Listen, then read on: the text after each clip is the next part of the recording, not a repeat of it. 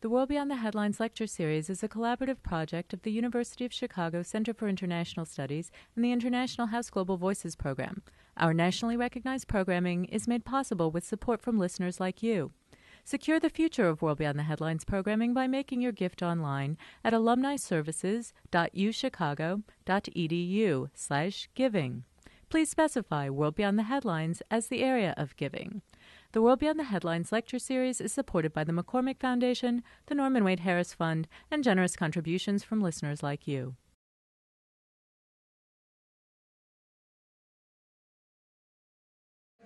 Good afternoon. I'm Evelyn Tennant. I'm the Associate Director of the Center for International Studies at the University. And on behalf of the Center for International Studies and International House Global Voices program and the Seminary Cooperative Bookstore, I want to welcome you to the first World Beyond the Headlines of the 2009-2010 year. Before I introduce tonight's speaker, let me say something about the series. The World Beyond the Headlines series is a collaborative project of the Center for International Studies, International House Global Voices program, and Seminary Co-op. In addition to our speaker tonight, on October 29th, we'll be bringing former New York Times UN Bureau Chief Neil McFarquhar to speak on his new book with a long and somewhat odd title. The Media Relations Department of Hezbollah wishes you a happy birthday, Unexpected Encounters in the Changing Middle East. And on Tuesday, November 17th, Lester Brown, founder and president of the Earth Policy Institute and theorist of environmental sustainability, will be speaking on a new edition of his book, Plan B, 4.0, Mobilizing to Save Civilization. Those will both be at 6 o'clock at iHouse. I'm not sure whether they'll be in this room or downstairs. As you can probably tell, tonight's talk is being video recorded. It will be available for download within a few weeks at chiasmos.uchicago.edu. That's Chiasmos, C-H-I-A-S-M-O-S, standing for Chicago International and Area Studies Multimedia Outreach Source. Clever, isn't it? Tonight we welcome David Bosco, who will be speaking on his new book, Five to Rule Them All, the UN Security Council and the Making of the Modern World. Copies of the book are available for sale, as you no doubt noticed, and the author will be signing them after the program. I think you'll find Professor Bosco's consideration of the Security Council and its effects on global politics over the past 6 decades a fresh and interesting perspective moving beyond typical international relations fare. Professor Bosco's background is in international law, journalism, and international relations, with degrees from Harvard, Cambridge University, and Harvard Law. Before serving as senior editor of Foreign Policy magazine from 2004 to 2006, he practiced law, served as a political analyst and journalist covering the Balkans, and served as deputy director of a joint UN-NATO project on refugee repatriation in Sarajevo. Currently, he is assistant professor of international politics in the School of International Service at American University. His writings have appeared in a variety of publications, including The Washington Post, Slate, New York Times Book Review, Los Angeles Times, Wall Street Journal Europe, American Prospect, and Legal Affairs. Please join me in welcoming Professor Bosco.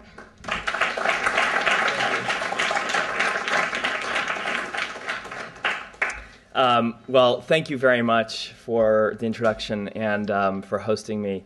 My wife, I was telling some of the grad students here, my wife went to University of Chicago for law school, and she described this as kind of the most invigorating intellectual environment she'd ever been in, and so she said I better be prepared for difficult questions. So I've been bracing myself. But it's wonderful to be here, and I thought what I would do is kind of first explain to you why I decided to spend the last 3 years researching the history of the UN Security Council, and it has a lot to do with the background that was described. I have kind of a mixed background in international law and in journalism, and I think it was very much the combination of those two influences that led me to this project, which is a history of the Security Council. From a legal perspective, if you put on your international lawyer's hat and you look at the Security Council, what was so interesting to me was the enormous power and authority that it has, viewed from a legal perspective. And I thought I would, just to kind of remind people of that, show you a couple provisions from the United Nations Charter, which let us remember, is basically a contract that almost every country in the world has signed. Through the UN Charter, any state that signs onto that document confers on the Security Council responsibility for maintaining international peace and security. And more than that, they say that the Security Council acts on their behalf. So the Security Council becomes, in essence, the agent of the international community when it comes to maintaining peace and security. And if we look at Chapter 7 of the UN Charter in particular, you see that the Security Council has enormous power. So the trigger to its ability to exercise that power is a finding that there is a threat to the peace, a breach of the peace, or an act of aggression. And once the Security Council finds that, it can take almost any action that it deems necessary. It can cut off diplomatic relations with a state. It can impose blockades. It can impose sanctions regimes. It can set up war crimes tribunals to try even heads of state. It can, of course, wage war, use force. That was very much built into the idea of the Security Council, is that should there be some kind of wayward, aggressive state, the Security Council should have the means to punish that state. So all of that is built into the Charter. And one of the interesting perspectives, when we look at these powers and this authority, is that there really is no check in the international system from a formal, at a formal legal perspective. There's no check on the power of the Security Council. A couple countries in the history of the UN have decided at various points that they thought the Security Council was acting illegally or inappropriately. Libya, most famously, in the 1980s, tried to take a case to the International Court of Justice, where it said, we think the Security Council is acting beyond its powers in imposing sanctions on us. And the International Court of Justice, the justices in The Hague looked at this and said, we want no part of trying to exercise judicial review over the Security Council. And if it's not the International Court of Justice that's going to serve as a check on the Council, there's really nobody in the international system that can do so. The only effective check is the Security Council's own divisions. The political divisions within the Security Council are really the most effective check on its exercise of this extraordinary power. So that was the legal aspect of the Council that fascinated me. Here we have this body that can basically do what it wants in the international realm, and nobody can say you're acting illegally. The journalist in me, it's kind of like the Frosted Mini-Wheats commercial. The kid in me, the journalist in me said, I would love to tell the story of this body. I'd love to tell, readers what it's like when you take some of the biggest powers in the world, throw them into a room, and say, maintain international peace and security. What happens in that room? And that's in large part what I decided to do in this book. And you'll see it's basically a narrative history of the Council, where I try to introduce some of the high points and low points, talk about some of the personalities, the clashes that there have been on the Council. But I'm not going to give you'll be pleased to hear the whole narrative history today. But what I would like to kind of start at the beginning and tell you a bit about the beginnings of the Security Council, because I think that's important in explaining my take on it and also explaining the title. So the title is Five to Rule Them All, a not-so-subtle Lord of the Rings reference. And why the five rather than the 15? Because there are 15 members of the Security Council. And in fact, there was a journalist back in the early 70s who tried to write a book on the Security Council, and he called it 15 Men on a Powder Keg. So why did I focus on the 5 rather than on the 15? It's because the 5 permanent members of the Council have a really special place within the body and special powers. This is the place where the Security Council was essentially designed. This is during the Dumbarton Oaks Conference in Washington, D.C., near in the kind of closing days of World War II. And they had the United States, the Soviet Union, and the United Kingdom come together to essentially create the blueprint for what would become the United Nations. And it was central to their plan that this, number one, be a universal organization. They designed this as an organization for everyone. And yet, embedded within this organization, that there be a special place with special powers reserved for the great powers. Okay? And so the big three during World War II, the US, the Soviets, and the British, obviously saw themselves as occupying seats on this. And so at Dumbarton Oaks, it became clear that this Security Council would have at least 3 permanent members who would always be there. And it was also clear at Dumbarton Oaks that they would have a veto power. They would have the power essentially to say, this won't stand. You know, we have the power individually to strike down any possible action that the Security Council might be taking that we don't like.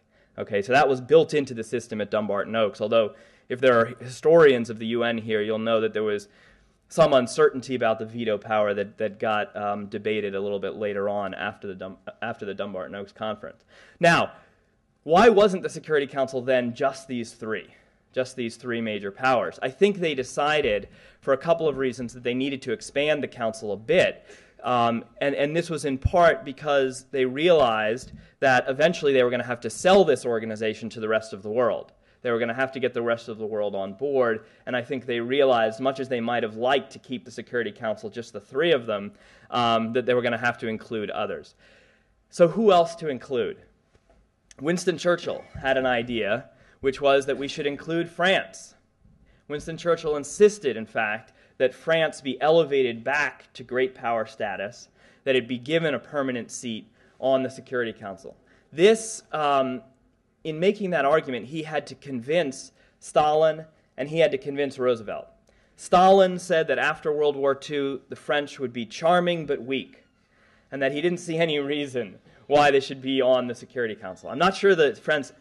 I think he got some part of that wrong. I'm not sure if the French right now are charming but weak. I'm not sure what part of that he got wrong. But nonetheless, Churchill managed to convince Stalin and Roosevelt that France should have a seat on the council, and that was more or less decided at Dumbarton Oaks. Now, that leaves us with 4. We got to 5 because of Franklin Roosevelt. And Franklin Roosevelt insisted that China be a member. Now, this was not the China that we know today. This was nationalist China of Chiang Kai-shek. Now, this struck Churchill and Stalin as even more absurd than the idea of including France on the council, because China, as many of you will know, of course, was partly occupied by Japan. It was partly feuding between Chiang Kai-shek's nationalist forces and Mao's communists. It was a country that couldn't govern itself. And Stalin and Churchill were befuddled that Roosevelt would want to put China on the Security Council. But Roosevelt was very attached, both for geostrategic reasons and I think for a degree of kind of sentiment that China be included as a great power. China was in many respects kind of the great power that the United States wanted to train. And they wanted to train them and put them on the Security Council. And eventually Roosevelt won out. Churchill and Stalin agreed. And so that was the 5. Now, if Roosevelt had had his way, it would have become 6 to rule them all. Roosevelt had another candidate that he wanted on the Security Council, and he actually couldn't even convince his own close aides about this. Does anyone have a guess as to what the possible 6th member of the Security Council would have been if Roosevelt had had his way? Not Germany, because they were still fighting. There was still active fighting going on. And the idea of putting Germany on the Security Council wasn't something that people could accept at that point. It was actually Brazil. Roosevelt wanted Brazil on there because he thought Latin America should have a place on the council. But that was a step too far for the Soviets and the British. They said, look, we've given you China. We're not going to give you Brazil. And so Brazil, so close, and yet so far to being a permanent Security Council member. So this was the Dumbarton Oaks Conference. Now, of course, the results of this get ratified then at the San Francisco Conference. This is where the Security Council and the rest of the UN structure is presented to the rest of the world. But it's presented in important respects as a fait accompli. It was something that the great powers had negotiated among themselves. There were some changes that were made at the behest of other states at the San Francisco conference. There was also something of a mini revolt at San Francisco as some of these smaller countries, notably Australia, who ended up being kind of the thorn in the side of the great powers at the San Francisco conference, decided that the Security Council had way too much power, and that this was a structure that just wasn't going to be acceptable to the smaller and medium-sized states.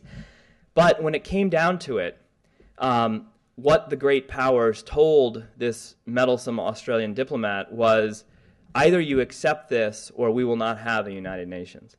And for most small countries, as uncomfortable as they were with the enormous powers of the Security Council, they wanted an organization. They wanted a world organization, and they were willing to accept what one magazine article at the time of the San Francisco conference called, the near tyranny of the Security Council in order to get a universal organization. So that's something about how we got to the 5 permanent members. Now, the Security Council begins operation January 17th, 1946. It actually starts meeting in London because they hadn't settled on New York, and they hadn't settled on a permanent location for the organization yet. The council comes to life in a very harsh political atmosphere, the atmosphere of the growing Cold War. And almost immediately, you see an important use of the council is as what I call public political theater. It becomes a place where the West and the Soviets can clash, and they do so in front of the cameras. Most of these early Security Council meetings were open. So first meeting is January 17th. The first veto, February 16th. So they don't even get a month out when there's a veto by the Soviets. And this was shocking to people in the West particularly, because they had thought about the veto as something, it would be an emergency measure, only to be used if there were some real crisis between the great powers that they couldn't resolve. The veto would be there to serve as kind of a safety valve. But it was not something that was supposed to be used on a regular basis. The Soviets decided, we will use this whenever we don't like a resolution. Thank you very much. And so February 16th, and then a couple of vetoes shortly thereafter. Not content with the veto, the Soviets engage in theatrics like storming out of meetings, saying, we will not participate in any further meetings of the council. They then came back shortly thereafter. But this was the environment of the Security Council's early meetings. And, if you look at the transcripts of these early meetings, you can see the frustration as this new organization, this new council is being set up, and it's immediately dissolving into acrimony between the West and the Soviets, principally. There were some other political currents in there, but primarily it was the West versus the Soviets. Now, public political theater. If you're doing political theater, you need a stage, and the stage, by the early 1950s, became the Security Council chamber that I think we all know fairly well today. It's become a kind of iconic space in international relations. This is the Security Council chamber as it was being constructed.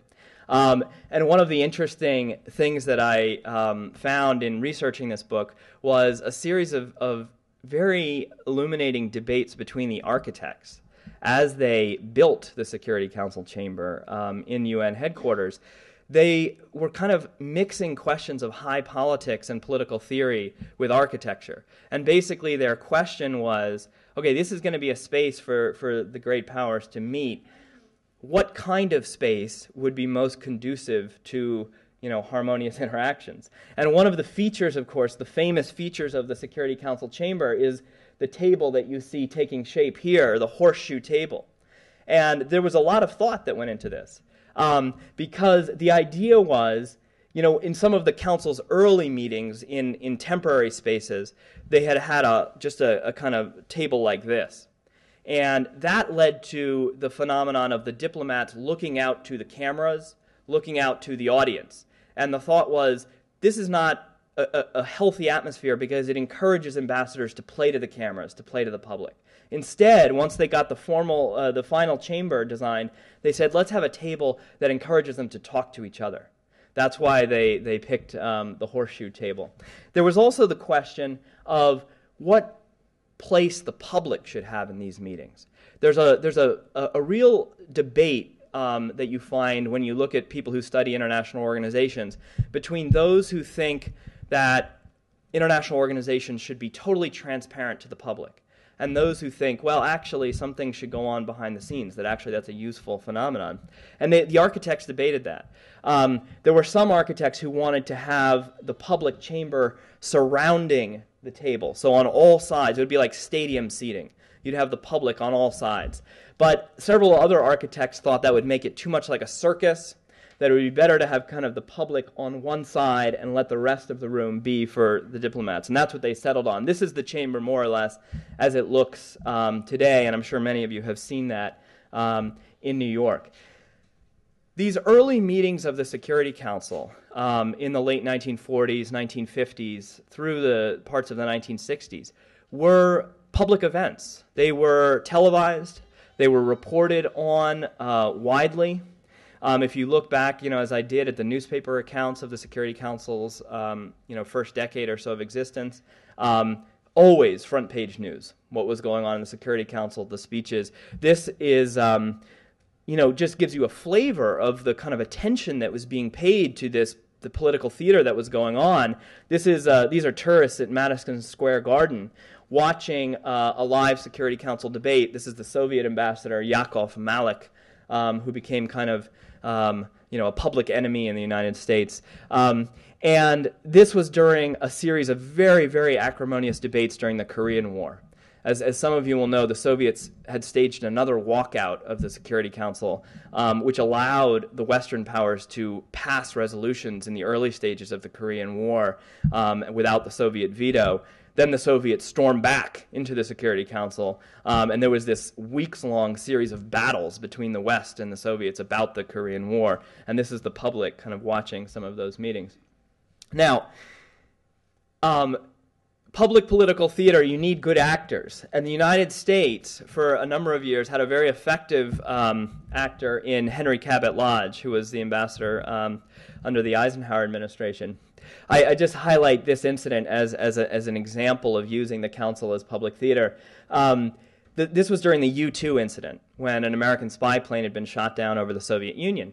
The Soviets, who were often quite hesitant to proactively use the Security Council because it was so dominated by the West at this point, decided, well, here's an example, here's a case where we can proactively use this institution to make political hay against the United States. And so the Soviets, in high dudgeon, called a Security Council meeting and gave an hours-long speech about the reckless Americans and how flying spy planes over Soviet territory was going to lead to a world war. And I think the Soviets probably felt quite content that they had made a dramatic public showing. They didn't really count on Henry Cabot Lodge's penchant for theatrics. He brought to the Security Council meeting a prop, which was... This was a great seal of the United States, which had been presented to the U.S. Embassy in Moscow by the Soviet-American Friendship Society.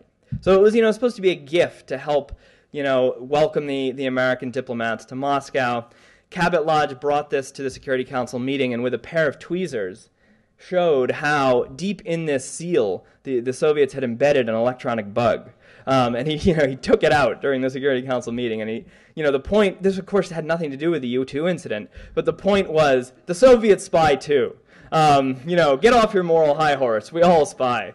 And it was quite effective in kind of diverting, public attention, at least in the West, from the Soviet charges of recklessness. Now, this, if you want to say kind of the moment that's probably most famous in Security Council history during the Cuban Missile Crisis, this is Adlai Stevenson over here showing the famous blown-up photographs of Soviet missile sites in Cuba. And you can see that it's a standing room-only crowd in the Security Council chamber.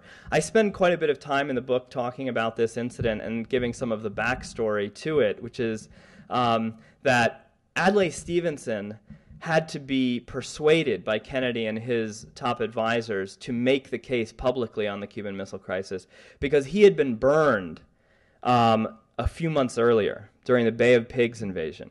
At the United Nations, when the Bay of Pigs invasion began, he was given a series of photos by the Central Intelligence Agency that purported to show that the United States was not involved, had no role in it, that the fighting that was happening was because Cuban exiles had, Cubans from Cuba had defected and were attacking the forces of Castro. And they gave Stevenson some photos that purported to show this. Stevenson held them up. A few days later, it emerged, of course, that the United States was deeply involved in the Bay of Pigs invasion. Stevenson was outraged, considered resigning. And so when Kennedy and his cabinet came and said, Adlai, we'd like you to present information on these new Cuban missiles, Soviet missiles in Cuba, he said, prove it to me. And if you can prove it to me, then I'll make the case. And eventually he did become convinced, though.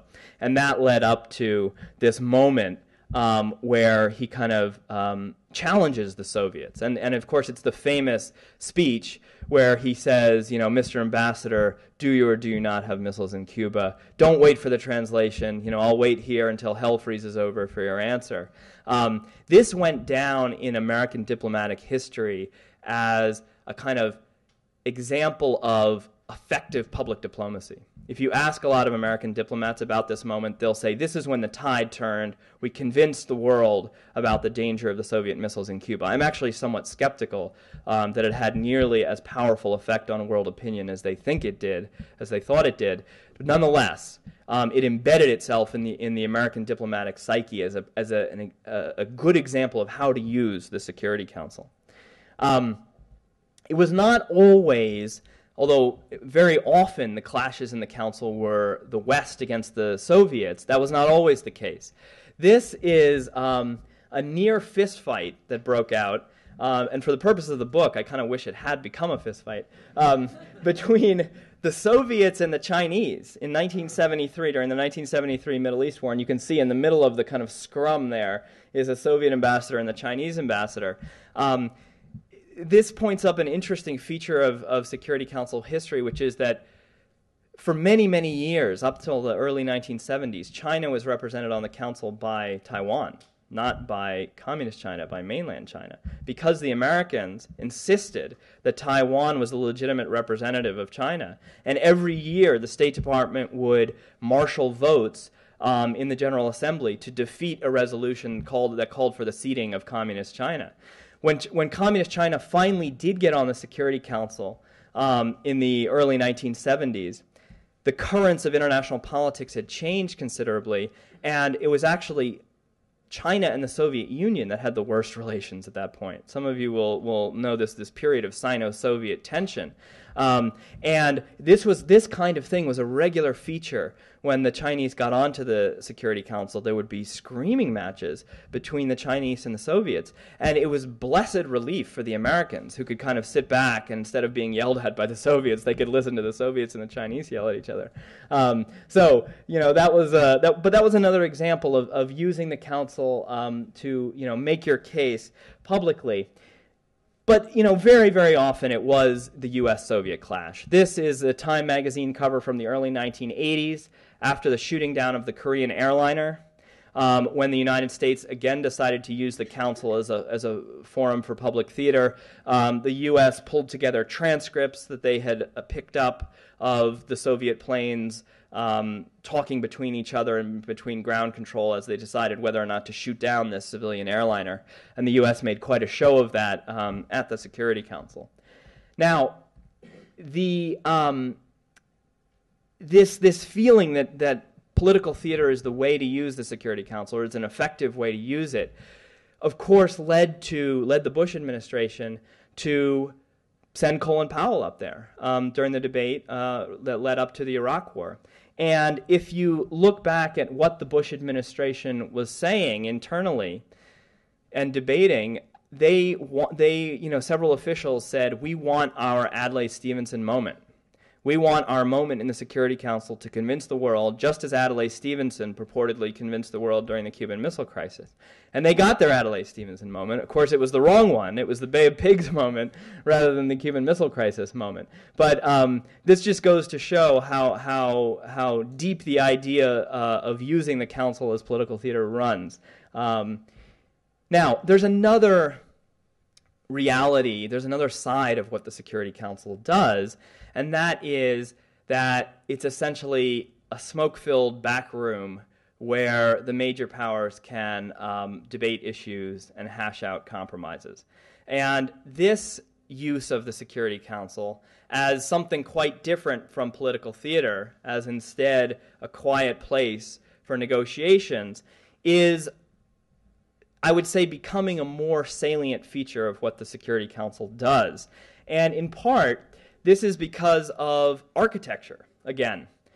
In the late 1970s, the UN went through a much-needed round of refurbishments, and next to the Security Council chamber, a few steps away actually, they built this room, which is called the Consultation Room. This is where 98% of what the Security Council does actually happens. And there are no cameras, there are no transcripts kept. It's a quiet place where the Security Council members talk to each other and hash out issues. This is a picture from the mid-1990s. You can see there Madeleine Albright and Boutros Ghali, the Secretary General at the time. I talked to, in the course of researching this book, I talked to probably 60 or 70 ambassadors who had served on the council. And one of them was an American ambassador named Donald McHenry, who was their U.S. ambassador about the time that this room was built, this consultation room was built.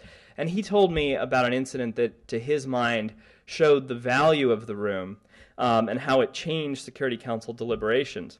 In one of the early meetings, all the ambassadors filed into this room, and McHenry was there, the Soviet ambassador was there, and there was, in one of the council's rotating seats, there are 10 rotating seats on the Security Council. Bulgaria, I think, it was Bulgaria that was there, a Soviet bloc country. And the meeting started, the Bulgarian ambassador launches into a kind of classic communist propaganda-laced speech about American imperialism. And, the ambassadors listen for a minute. And then the Soviet ambassador, this guy's ostensible ally, leans over to the Bulgarian and in perfect English says, "Mr. Ambassador, we don't speak that way in here." And his point, of course, was all that kind of, those propaganda speeches, that's for the formal Security Council chamber. That's what you do in public. But there's no reason to speak that way in here. It's just us. It's just the ambassadors. And we just work as ambassadors trying to get what we want. But propaganda speeches serve no purpose in here. And McHenry thought that was a very important sign of the value of this room, is that you can cut through all the propaganda and just talk to each other as ambassador to ambassador. There have been a host of wonderful personalities that have served on the Security Council during its existence, and I try to tell the story of some of them and how they've interacted with each other. This is one of my favorite pictures that I came up with in the book. Now, to be fair, this is actually not in a Security Council meeting. You can see there's another row of seats up there. This is actually in a General Assembly meeting. But these three ambassadors here were very important in the Security Council. Over here, we have thundering away Andrei Vyshinsky from the Soviet Union, who was one of the early Soviet ambassadors. Now, in addition to being the Soviet ambassador, which kind of gave you a kind of malignant aura to start with, Vyshinsky had a particularly malignant aura because it was known that he had been the chief prosecutor at many of Stalin's show trials. That those of you will have heard about, where essentially hundreds and thousands of people were sentenced to death, and Vyshinsky was deeply involved in that. And so the other ambassadors dealing with him knew that. But Vyshinsky specialized in just the kind of speech that you see here. For hours and hours he would go on. This, with his head in his hands, is Gladwin Jebb, the British ambassador for much of the Council's early history. And then we've already met Henry Cabot Lodge, who's managed to restrain himself from putting his head in his hands, but is grumpy nonetheless at having to listen to another Vyshinsky speech. Now, Gladwin Jebb is an interesting character. He is kind of the quintessential British diplomat, professional, highly trained, very, very accomplished at negotiating texts, figuring out just what word or what wording or what construction you should give to a Security Council resolution. Preferred to work behind the scenes, actually, not really much of a public showman for much of his career. Something interesting happened to Gladwin Jeb, though, in the course of the Korean War. There was, as I've described, this series of very public clashes. And you would have thought, well, the protagonists in that will be the U.S. and the Soviet Union. But the United States had as its ambassador at that point, not Henry Cabot Lodge, but an aging senator from Vermont, former senator from Vermont named Warren Austin. And Warren Austin, I think it is fair to say, was past his prime and was not really able to keep up with Andrei Vyshinsky. You can see that Andrei Vyshinsky has quite a lot of energy. And if you're going to duel with him in the Security Council, you've got to be ready. And so Warren Austin found himself relying more and more on Gladwin Jeb. And of course, these meetings were televised, as I've said. Many of them were televised live. So millions of people around the United States were watching these meetings. And Gladwin Jeb emerged as a media star. Fan mail poured into the British mission. He was, offered seats at restaurants. People asked for his autograph on the streets. And poor Gladwin, who wasn't used to this kind of public adulation, it kind of went to his head. And I found some very interesting memoirs from British diplomats who kind of grumbled about how all this fame had changed Gladwin Jeb, and that he would come into the office in the morning and he would look at his Nielsen ratings on American television to see how he stacked up compared to other media personalities of the day. And apparently, if he slipped in the ratings, he would be very grumpy the rest of the day. So Gladwin Jeb changed as a consequence of being a kind of public ambassador on the Security Council. This is a cartoon from the New Yorker. Thank you very much. This is a cartoon from the New Yorker during this series of Security Council debates on Korea. And you see Sir Gladwin Jeb had become such a public figure that you could have a caption in the New Yorker. I mean, here we have a man glued to his television set watching the Security Council debate, and his wife, "Point of order, Sir Gladwin, dinner is ready." So, Gladwin Jeb was a real media star at this point. Other interesting personalities that we've had, this is George H.W. Bush. Who was a U.S. ambassador to the United Nations, very effective, considered to be very effective. Here he is greeting China, Communist China's first ambassador. And I think it's not coincidental that George H.W. Bush decided to use the United Nations as aggressively as he did during the first Gulf War in 1990, 1991. His experience as an ambassador to the Security Council, someone who liked the institution, liked to work through it, I think led him to make that choice in many respects. The United States has had other kinds of ambassadors, though. There's been a kind of an oscillation in terms of American diplomatic representation at the UN between people who go there to get along and people who go there to fight, in essence.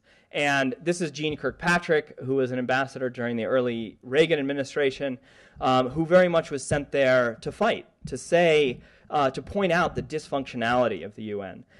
We've had other ambassadors along those lines. This is John Bolton, who very much filled that role. But one of the interesting things is that even these confrontational ambassadors find themselves spending, hours and hours together with their Security Council colleagues. And Bolton, this is Bolton with Ambassador Wang from China, and they actually had a very good working relationship and worked on several resolutions involving North Korea together. So even those ambassadors who kind of go to the UN to fight find themselves, I think, a bit kind of absorbed by the atmosphere of camaraderie that the Security Council, particularly in its kind of private capacity, can foster between the ambassadors. This is Sergei Lavrov, a longtime Russian ambassador to the Security Council, who is now the Russian foreign minister. This points out an interesting feature of diplomatic representation at the UN, which is that countries send their diplomatic stars to be ambassadors there. And those people then go on to serve as foreign ministers or to serve as national security advisors. And the experiences that they have at the UN and at the Security Council, they carry with them. And I think I'm going to talk a little bit about that when I get into kind of the main thesis of the book. Sergei Lavrov was widely regarded as one of the most effective ambassadors on the Security Council, but he was also a tough ambassador. He kind of symbolized Russia's return to great power status, or its attempt to return to great power status after the fall of the Soviet Union. He started serving at the UN in the mid-1990s when Russia decided, look, we're not going to roll over for the West anymore, particularly on the Balkans. The Russians became much more assertive than they had been in 1992, 1993, and Lavrov very much embodied that. He did have a soft side, however. One of the interesting stories that I uncovered and talk about in the book is that Lavrov would often sit during long Security Council meetings with his head down, kind of scribbling. And other ambassadors on the Security Council came to realize that he wasn't taking notes, he was making doodles. And he actually was a phenomenally talented caricaturist. And as other ambassadors realized this, they would kind of sheepishly circulate behind his seat at the end of his meetings and pick up whatever scraps of paper he'd left behind. Because he had wonderful doodles of other ambassadors, or he would do elaborate sketches of whatever program was under discussion. And I actually managed for the book to get one of these from an anonymous source at the UN. So it's reproduced in the book. But he really was very, very talented. And there is, among Security Council diplomats who served with Sergei Lavrov, a black market in Lavrov doodles. And so, I would call up these ambassadors and say, have you got any Lavrov doodles? They're like, I had one, I gave it away. But, there's very much a black market there, which is kind of interesting. Lavrov is, as I mentioned, now Russian foreign minister. Okay, so that's some of what I do in the book, which is just to tell the story of the Security Council. And I think it's a fascinating story, and I very much enjoyed kind of uncovering it. But I do have a point about the value of the Security Council. And I try to make that point through kind of a historical argument and looking at the historical record. But I believe there are basically two ways in which you can see the Council and assess its effectiveness.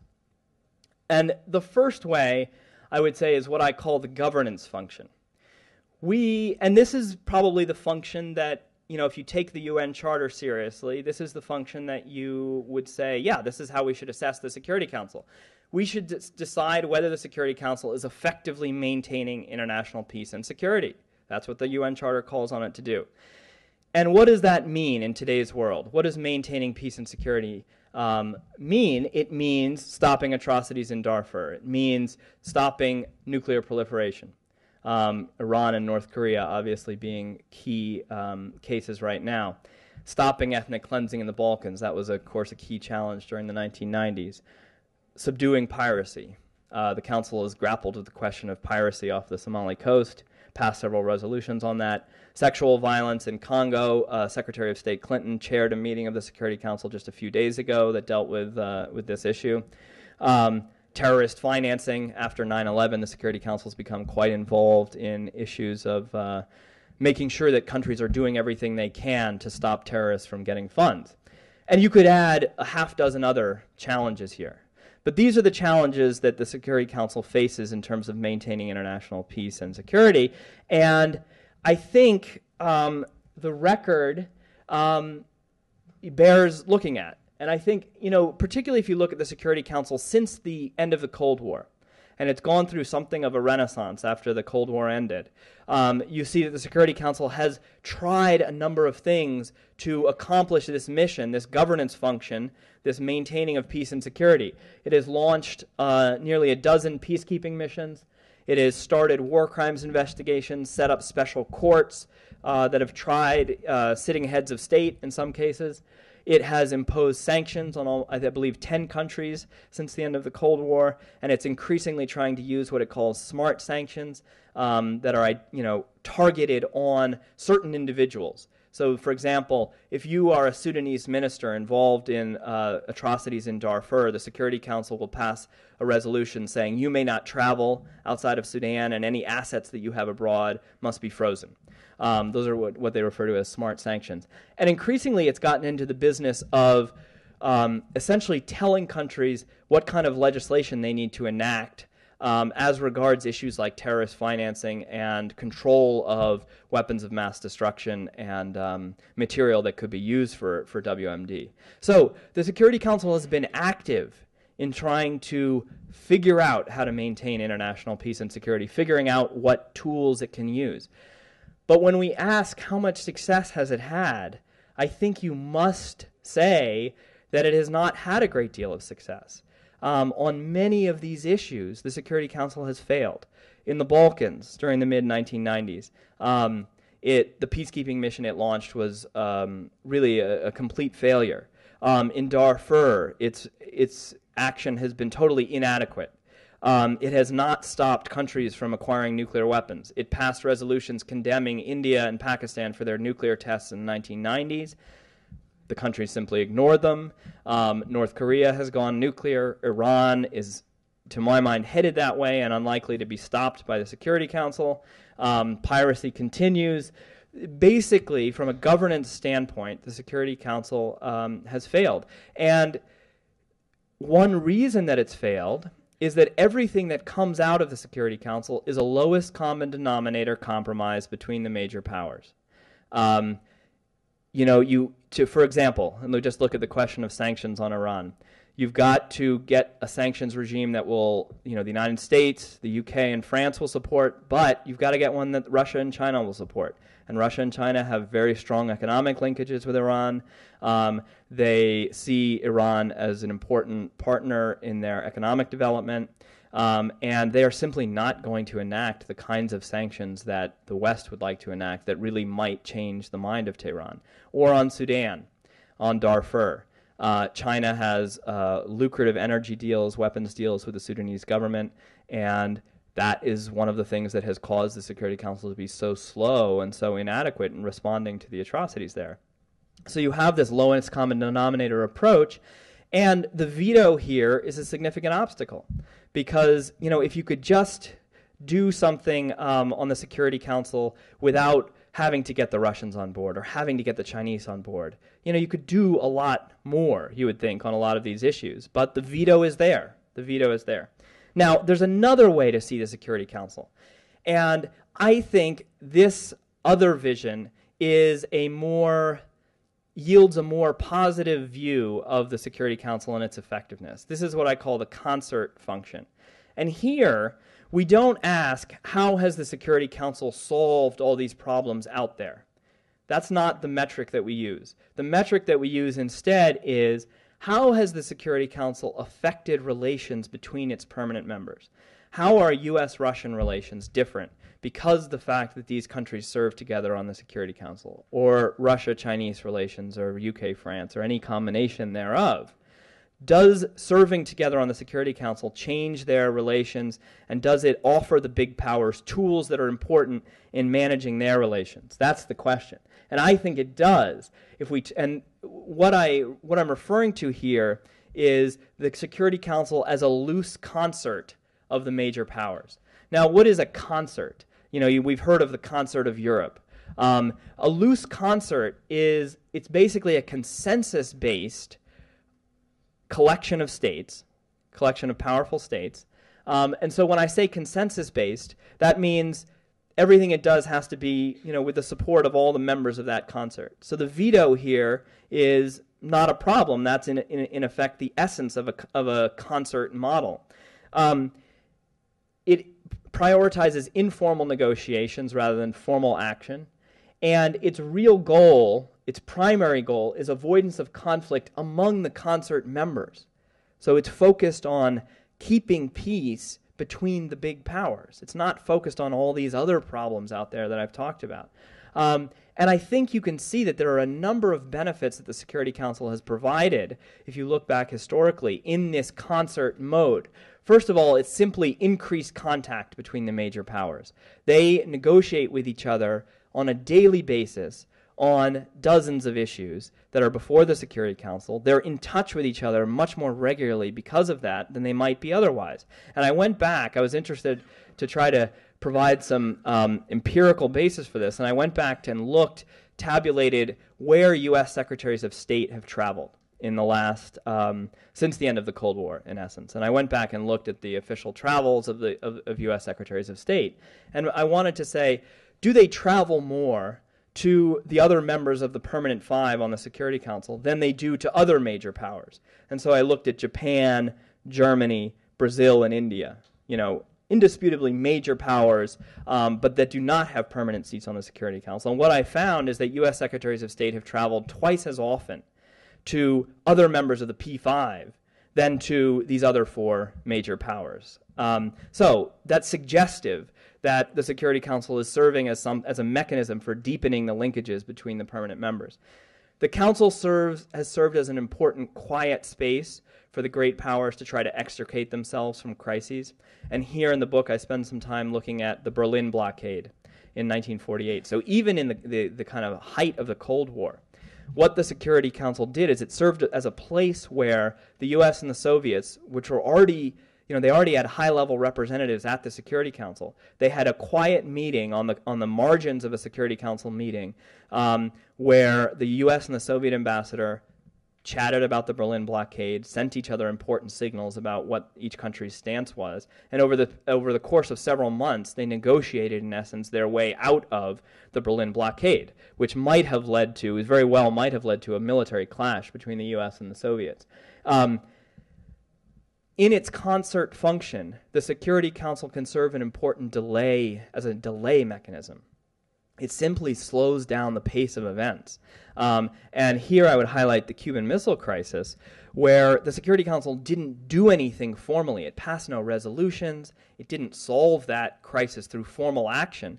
But it slowed the pace of events by having this series of long meetings, including the one where Adlai Stevenson spoke. And if you look back at the records of the Kennedy administration during the Cuban Missile Crisis, you find several times President Kennedy saying to his advisors, well, the Security Council is meeting up in New York today. Let's see what happens with that. So the Council was used as a way for kind of slowing the pace of events. And Dean Rusk, President Kennedy's Secretary of State at the time, when he reflected back on the role of the United Nations, said the UN earned its pay for a long time to come just by being there during the Cuban Missile Crisis, slowing things down and making it less likely that either country would take a rash action. So you can see, though, that this delay function is something that drives people crazy if you want the Security Council to actively solve problems out there. If you want the Council to solve Darfur or, figure out how to get Iran to not acquire nuclear weapons, delay drives you crazy. But from the standpoint of managing relations between the major powers, delay can be a significant benefit. A couple of other important benefits in this context. Security Council consultation teaches the habit of compromise between the major powers. Again, on a day-to-day basis, they are negotiating, figuring out how to get resolutions that they can all agree to. And that is, in essence, a training ground for senior diplomats. Sergei Lavrov does that for 8 years, then he becomes Russian foreign minister. Madeleine Albright does it for a couple of years, becomes U.S. Secretary of State. That's an important experience for them to have had, figuring out how to negotiate with other major powers, how to reach some kind of consensus. The Council is always there as a mechanism for diplomacy. And this is something that's not inconsiderable. When you consider that states in the midst of a crisis often have a hard time figuring out what diplomatic venue do we use. Do we set up some kind of special meeting in Geneva? How do we do this? Security Council is always there. It's always ready. And during the 1967 and 73 Middle East wars, which a lot of people might thought might drag the U.S. and the Soviets into conflict, you could see that the U.S. and Soviets used the Security Council as a place to manage their own relations, to protect their own allies, but also to help them extricate themselves from that crisis and not themselves become involved. And the way they did that was through the use of Security Council resolutions, which were explicitly designed to be ambiguous. Another, thing that drives people mad in looking at the Security Council is how ambiguous lots of their resolutions are. Well, you can look at it this way, or you can look at it that way. That's frustrating from a governance perspective. It's great from a concert perspective, though, because each of the big powers can say, well, we got what we needed out of that resolution. And so during the 1967 and 73 wars, the U.S. could say, we passed a resolution that protected the interests of Israel. And the Soviets could say, we passed a resolution that protected the interests of the Arab states. And that was quite useful for them to be able to say that. Constructive ambiguity in Security Council resolutions are a helpful tool for the major powers. I will leave it there because I want to get to questions. And I think I would just say in closing that this view of the Security Council that I've developed by looking at its history leaves me somewhat frustrated with most of the debates that we have about the UN and the Security Council in our kind of normal discourse, because the debates often become either the UN is the answer and everything must be done through the UN. And so if you looked at in the run-up to the Iraq War, a lot of people said, well, the Bush administration has bypassed the UN. That means, inherently that they're wrong. And I would say that that's not true. The UN and its Security Council are not going to be the answer to world security. It will have to be bypassed sometimes. But on the other hand, I'm frustrated by those who say that the UN is simply useless, or that it's counterproductive as an institution. And my feeling is, no, it's an extremely valuable institution, particularly its Security Council, and we should do our best to preserve it and to keep it around as a valuable instrument for helping the major powers negotiate their relations. So I end up in a kind of passionate middle ground about the UN, which I feel like is not a position where there are too many voices, and I hope that's something I can do with this book, is kind of maybe push some more people into that that somewhat confused but passionate middle ground that I occupy. So thank you very much, and I would love to take any questions that I can.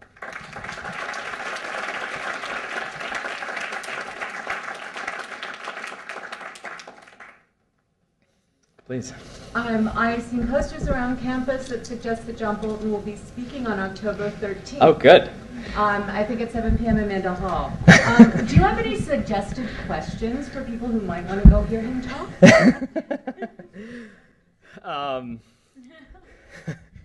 No, I actually should say that I interviewed John Bolton for this book, and he was extraordinarily helpful to me. And I admire him in many respects because he's someone who knows an enormous amount about the UN, and has worked there in several, or worked related to the UN in several different administrations. My question for him, in essence, is, he acknowledges, I think, that the Security Council is an important instrument. And yet he persists in engaging in rhetoric about the UN that lead Americans and those who are kind of comfortable with his views to see the UN as a disaster, as something that cannot serve U.S. interests. And I think we see again and again that the Security Council has served U.S. interests. It's been a very useful diplomatic tool. So I guess my question to him is, why, if you yourself acknowledge that this can be a useful instrument, do you persist in essentially running the institution down so that public support for it erodes from its already relatively weak level? Bolton, if any of you have read Bolton's book, Surrender is Not an Option,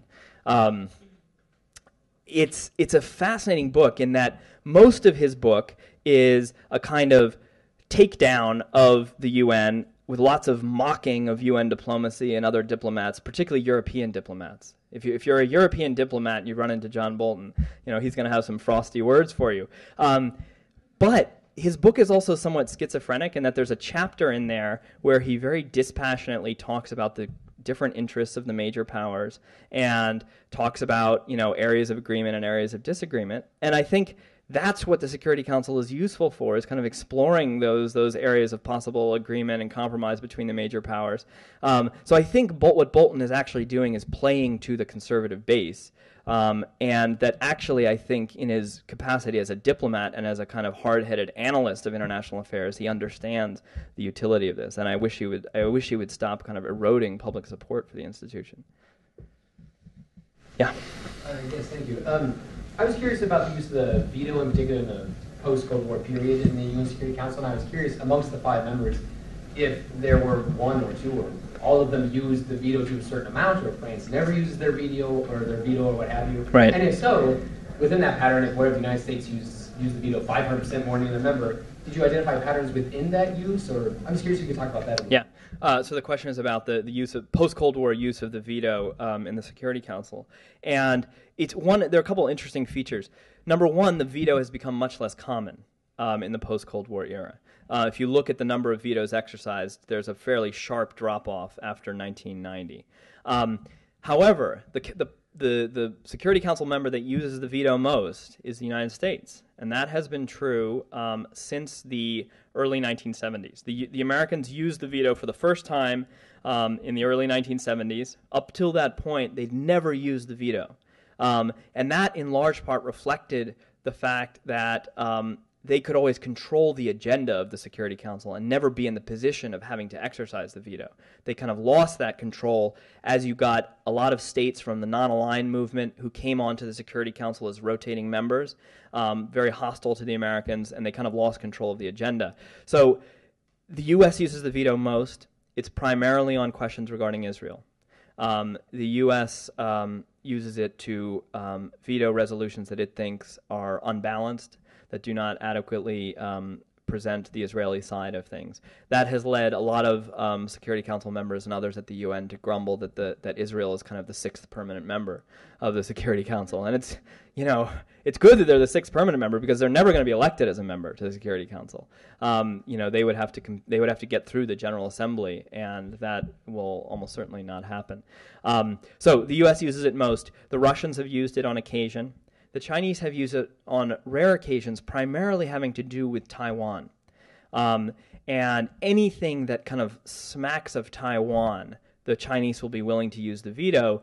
Otherwise, though, and their general record since getting on the Security Council in the early 1970s is being very hesitant to use the veto. Contrary to the image of kind of the, in the 60s, when there was the debate about whether communist China should come onto the council and come into the UN, a lot of people said they're too reckless. They're a kind of they're a rogue power. They haven't behaved that way on the Security Council at all. They've behaved as a very kind of cautious player that doesn't like to be isolated. And the Chinese have kind of perfected the art of abstaining on resolutions. They abstain on resolutions more than any other country. And I think that reflects their... In a sense, the Chinese have kind of been slowly learning the system, it's quite interesting that they're so averse to using the veto. But the short answer is that the United States uses the veto most right now. Yes? You don't mention what some consider could fall into both categories of what the war in Gaza was, the attack on Gaza, yeah, the continued attacks on the Palestinians. Yeah, no, and actually that should be, that was kind of an illustrative list of a number of the things that the Council grapples with. It's funny, the reason that Gaza and the Middle East generally wasn't up there is because the Security Council has largely been frozen out of that. Very little of the diplomacy on the Middle East is done through the Security Council. But actually that is a perfect example of how the Council is terrible at this governance function, but somewhat useful as a concert function. The Security Council from its very beginning has punted on the question of the Middle East and the Israel-Palestine dispute. If you look back in 1946, 47, 48, essentially the Council said, we don't want to deal with this. It's too hard. We can't figure out what we want to do. We don't have the energy to really police that dispute. Interestingly, it wasn't so much a Cold War clash. So much of what the Security Council was, what might have done was prevented by the Cold War, but that really wasn't the case, at least in the early days of the Middle East conflict. It was instead the lack of energy of the Security Council members for dealing with that dispute. But that is a classic example of an underlying dispute that the Council has totally failed to resolve, but instead we see the major powers using the Council on several occasions to help make sure that they at least don't get pulled into that. That the U.S. and the Soviets don't end up fighting in 67 or 73 over the Middle East conflict. And so I'm glad you brought that up, because to me that is a classic case of being terrible at the governance function, being reasonably successful at the concert function. Yes. You mentioned the fact that there has been a lot of debate whether or not the permanent 5 should become something more like the permanent 7 or the permanent 8. Right. And I think it's been a popular sort of like subject on the UN in recent sort of news reports. Do you think that there's any possibility of expansion, and what states would probably be up for grabs? Right. I'm glad you brought that up. It is the kind of simmering issue at the UN. And if you listen to the General Assembly speeches a couple of weeks ago, every leader from the eccentric like Muammar Gaddafi to the respected like Lula da Silva talked about how the Security Council has to be reformed. It's anachronistic. It's a result of World War II.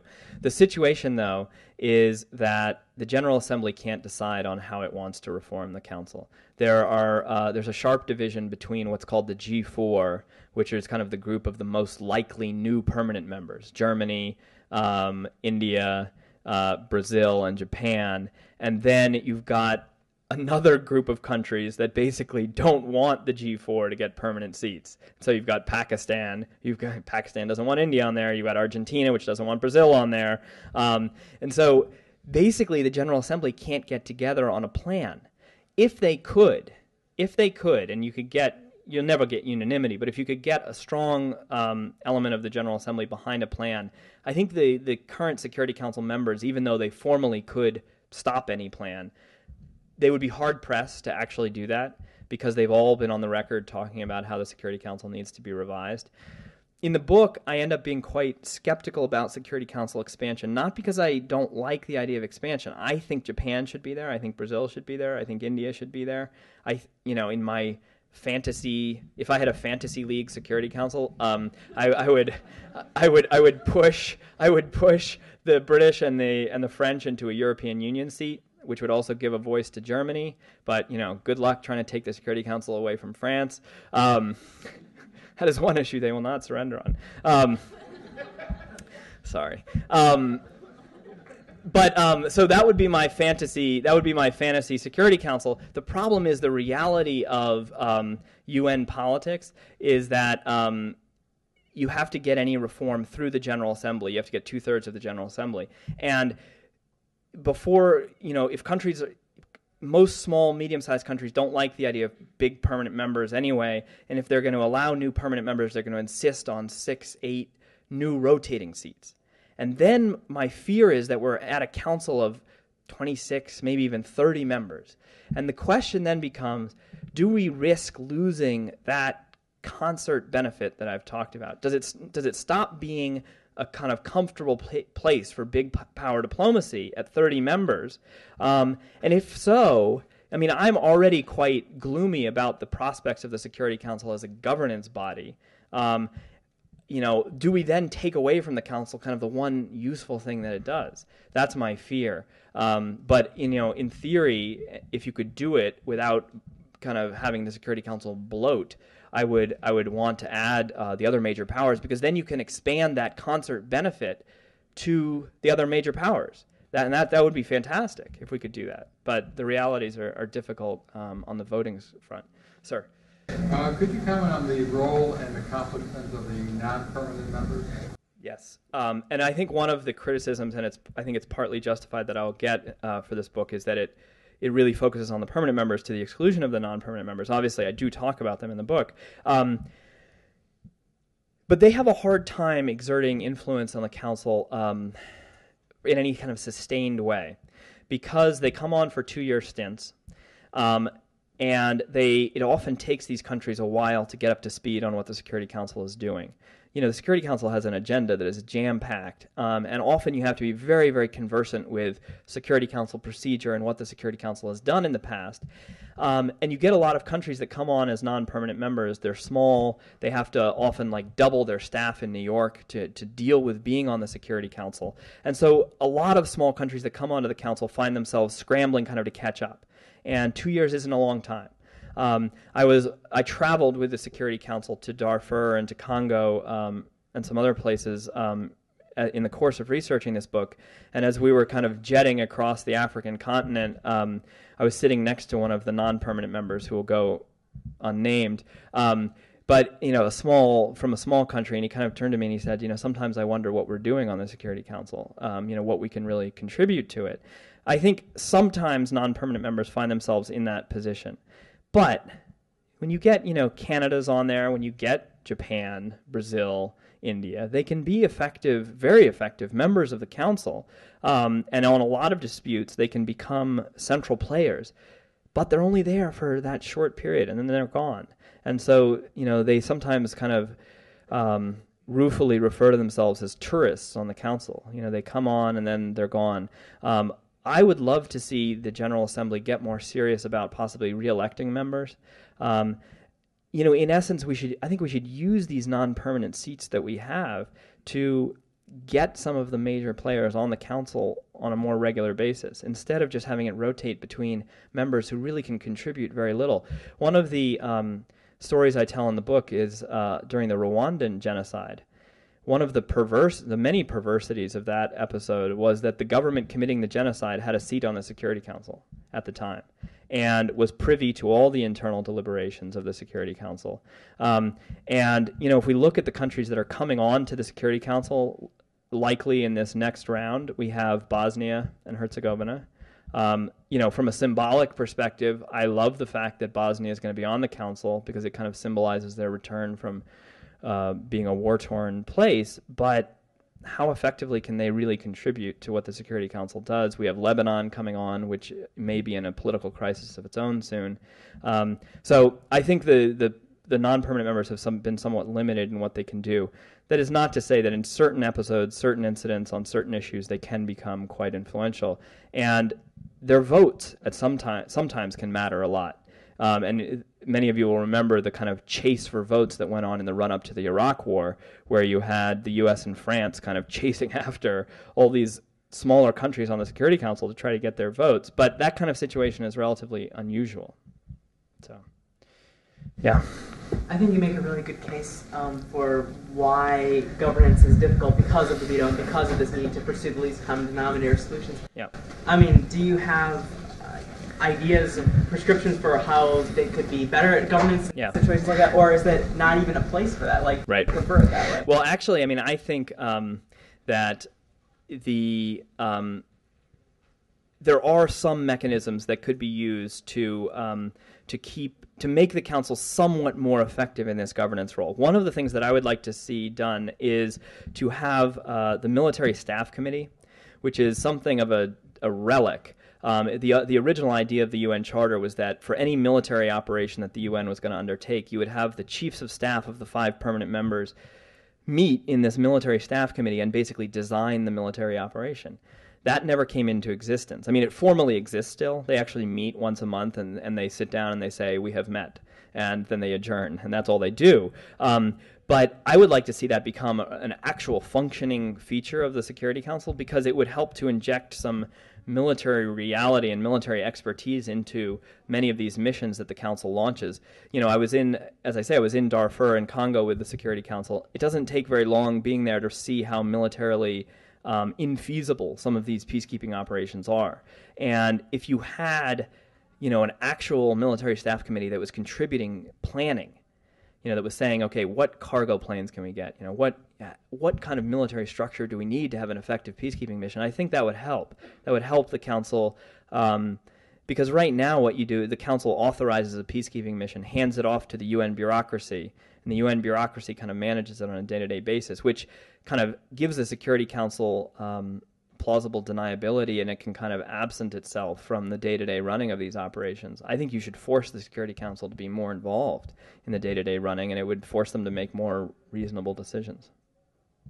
Yeah, you talk a bit about how when the Russians first used their veto, not even a month after the UN was organized, that it kind of shocked the Americans, surprised them.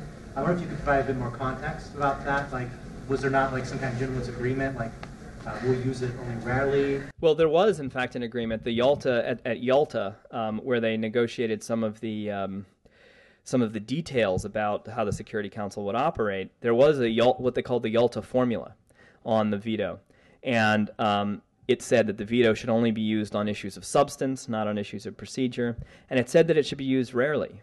So there was an agreement about that. It wasn't a binding agreement. And I think what particularly shocked people was that the Soviets first used it. I think it was over the question of Lebanon and Syria. And it wasn't even over an issue of kind of major strategic importance to the Soviets. It was really kind of a question of the wording of the resolution. And the Soviets didn't quite like the wording. So that it was used on such a kind of tangential issue, and tangential in the sense of, you know, the wording of the resolution, that kind of shocked people. And they thought, you know, wow, we thought this was, you know, only, you know, this was kind of break glass, you know, in case of emergency. And instead here the veto is being used, you know, quite regularly. So that's some of the context for it. Sir? I found myself, I'm old enough to have lived through most of these things. I found myself almost being surprised or shocked by the fact that I was agreeing with you over and over and over again with the points you were making. Matter of fact, in my head, I was finishing your sentences in some things. But that being said, as we're talking now, I promise you, if you turn on the radio, you turn on cable television, John Bolton and the right are tearing down the United Nations. It's like a torch. It's one of the obsessions of the right. Yeah. Abortion, the UN, you could name a few others. This lady here mentioned, what would your question to John Bolton? Mm-hmm. And I thought it was an excellent question. But I suspect that John Bolton, if he's asked that question, will merely say, all I'm doing is telling the truth. Yeah. I'm merely telling what reality of what the United Nations is in my experience. And I'm just telling the truth. Yeah. Now, if you were confronted with John Bolton, in whether private, publicly, or people of his ilk, and the man has good qualities and whatever. I'm sure he's a lovely husband. He has a lovely mustache. I modeled after a few walruses. That's another story. In other words, what is the strongest argument that you would make to a Newt Gingrich or John Bolton if they were sitting here and in defense of the UN? No, and I think you can talk about it in their terms. You know, there's plenty of things in the UN that are absurd. You know, if you look at the composition of the Human Rights Council, you know, you look at countries that are on there, you look at the fact, you know, even in the General Assembly, one country, one vote, you know, that China and the United States have one vote, and so does Trinidad and Tobago and Belize. Some people, you know, find, and then the rhetoric at the UN is often, frankly, absurd. That, you know, the rhetoric there takes on a life of its own that has very little connection to reality. So there's plenty of absurd stuff that happens at the UN. But I think I would talk to Bolton and Gingrich in their own terms, which is, you know, I think they both kind of fancy themselves as realists in a sense. And what I think I try to make in this book is a kind of realist case for the utility of the organization. You know, they realize that the great powers need to figure out ways to get along. You know, none of Gingrich and Bolton, none of them want to see a conflict with China, a conflict with Russia. They may be willing to push the envelope further in terms of angering them than other people might. But, you know, there has to be some mechanism for having the great powers negotiate their differences. And, you know, again, and it's been said often, if you didn't have it through the Council or through the UN, you'd have to set up something else. And, you know, why do that when you've got this body that exists already? So I think part of it is kind of talking to them in their terms. But that's what I was saying. It struck me about Bolton's book is that I think he knows that very well. And to be fair to him, he actually in his book talks about the Security Council as being as good as it gets in terms of the UN. So when he looks at the UN system, I think he says Human Rights Council absurd, General Assembly absurd, Security Council somewhat less absurd. And so, you know, I think in a sense he realizes that. But most of the time they don't differentiate. No, they don't. They don't. Yeah. And I think that's a very important thing to do when you're talking about the UN system, because you cannot simply say the UN. You must differentiate between different aspects of the UN. Otherwise, the conversation is incoherent. You mean my last word is going to be incoherent? Okay. The World Beyond the Headlines lecture series is a collaborative project of the University of Chicago Center for International Studies and the International House Global Voices program. The World Beyond the Headlines series aims to bring scholars and journalists together to consider international news stories and how these stories are covered. As a listener, you have come to rely on this program for in-depth analysis of major issues facing our country and our world. But we can only continue our nationally recognized coverage with support from you. Secure the future of World Beyond the Headlines programming by making your gift online at alumniservices.uchicago.edu/giving. Please specify World Beyond the Headlines as the area of giving. The World Beyond the Headlines series is supported by the McCormick Foundation, the Norman Wade Harris Fund, and from generous contributions from listeners like you.